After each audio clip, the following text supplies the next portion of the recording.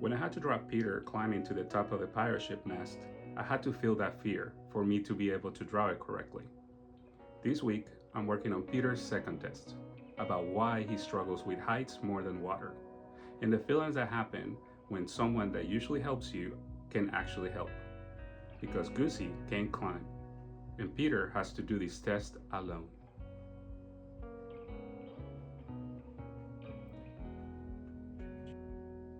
So Peter already faced water, his first fear, and he passed thanks to Goosy's gold coin accident. But heights are a little bit different for him. With water, you can learn, practice, get better. Peter learned to swim, and that helps. But heights, you can't practice heights. You either up height or you're not.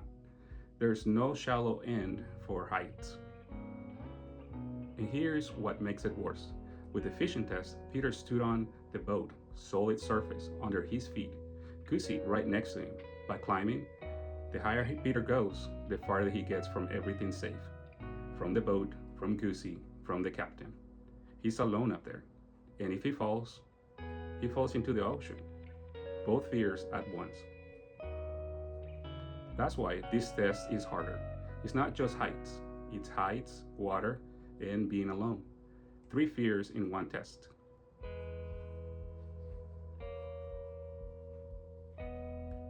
Now let's talk about Goosy. Because Goosy helped with the first fishing test. He dropped the coin, fish came, problem solved. But this test, Goosy can't fix this one. Goosy can't climb. He's a goose with wings, but he can't fly up there.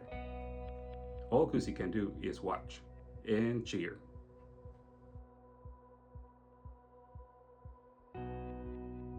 And here's why that matters. Sometimes the people who love us can't fix our problems. They can't climb the scary thing for us. They can't make the fear go away. All they can do is be there at the bottom, believing in us. And sometimes that's enough. Peter hears Goosy honking. He can't see Goosy anymore. He's too high up. But he knows Goosy's there, cheering for him, believing he can do it. And that helps. Not because it makes the fear go away, but because it reminds Peter he's not doing this for nothing. Someone believes in him, even when he doesn't believe in himself yet. I think about that a lot, about people who can fix our hard things, but who stand at the bottom and cheer anyway. That's Goosy. That's what love looks like when it can't solve the problem. Okay, so how do you draw fear? Specifically, how do you make someone feel Peter's fear just by looking at the page? I will show you, and I'm using kid-friendly tools, color pencils, craft paper, because if kids reading this book want to draw Peter climbing, they should be able to. So, step 1, let's start with some perspective.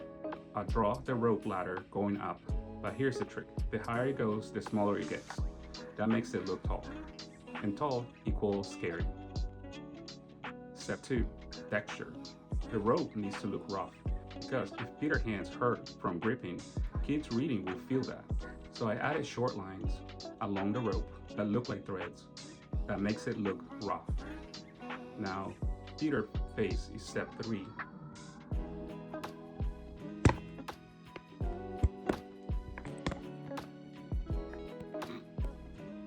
Step 3, Peter's face. I draw him looking up, not at the camera, just up. I draw him looking up, not at the camera, just up. Not just scared, it's scare and trying. Eyebrow worry, mouth determined. That combination, that is brave while afraid. That's what we're trying to show. There, that's how you draw fear you can feel. Perspective, texture, and expression, all working together. So here's where I am with the book. I'm 55% illustrated now. Pages 1 through 18 are now done. And this climbing scene, pages 16 and 17, these took me the longest so far. I drew them, I hate them, drew them again 4 times, because I had to get the feel right.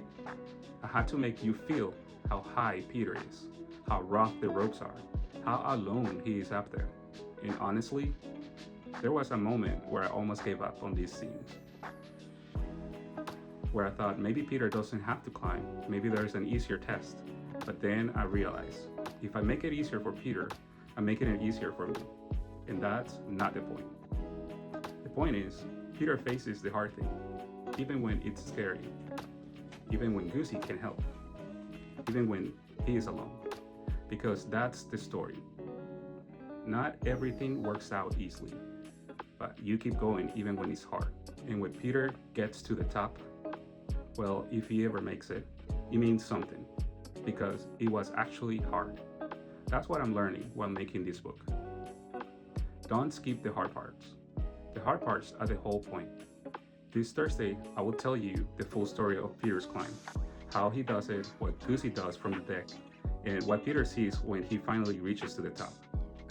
Spoiler alert, there's a telescope, and Goosy somehow ends up in the crow's nest too. I don't know how, he's a goose, it's comedy. The book is getting close. 55% done means I'm past halfway. And every week, Peter gets a little bit braver. Just like I'm getting a little better at this. Thanks for being here. Thanks for caring about a kid and his goose. It matters more than you know. All right, see you next Thursday for the climb. Bye.